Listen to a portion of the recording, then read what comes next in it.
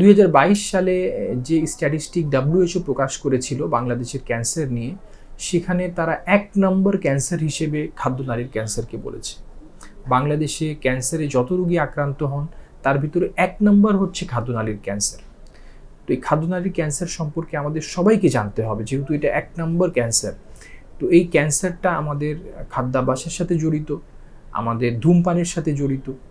তো এই জিনিসটা যেহেতু আমাদেরকে অনেক বেশি পরিমাণে আমাদের দেশের জনসংখ্যাকে এফেক্ট করছে, আমাদেরকে অবশ্যই ধূমপান পরিহার করতে হবে। শুধু তাই নয়, যে আমরা যে পান খাই, পানের সাথে যে সুপারি খেয়ে থাকি, এই সুপারিগুলোও কিন্তু ক্যান্সারের ঝুঁকি বাড়িয়ে দেয়। তাহলে আমাদেরকে সুপারিটা অ্যাভয়েড করতে হবে।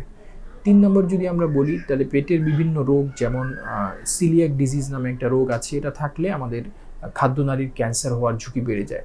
শুধু তাই নয়, অনেকে ভুলবশত বা রাগ করে অনেক সময় দেখা যায় যে হারপিক খেয়ে ফেলছেন বা বিভিন্ন ধরনের জিনিস খেয়ে ফেলছেন। তাদের দীর্ঘমেয়াদে গিয়ে তাদের খাদ্যনালীর ক্যান্সার হতে পারে। এবং যাদের দীর্ঘমেয়াদী আয়রন অথবা দীর্ঘমেয়াদী আয়রন শূন্যতা থাকে শরীরে, তাদের ক্ষেত্রে দেখা যায় যে গলার ক্যান্সারের একটা ঝুঁকি রয়ে যায়। তাহলে আমরা এই ধরনের ধূমপান থেকে বিরত থাকব। এ ধরনের যেগুলো হারপিক বা যেগুলো আমরা খাই না নর্মালি, যেটা পেটের জন্য ক্ষতিকর, খাদ্যনালীর জন্য ক্ষতিকর, এ ধরনের জিনিস আমরা ভুল করেও রাগ করেও আমরা এগুলো খাবো না।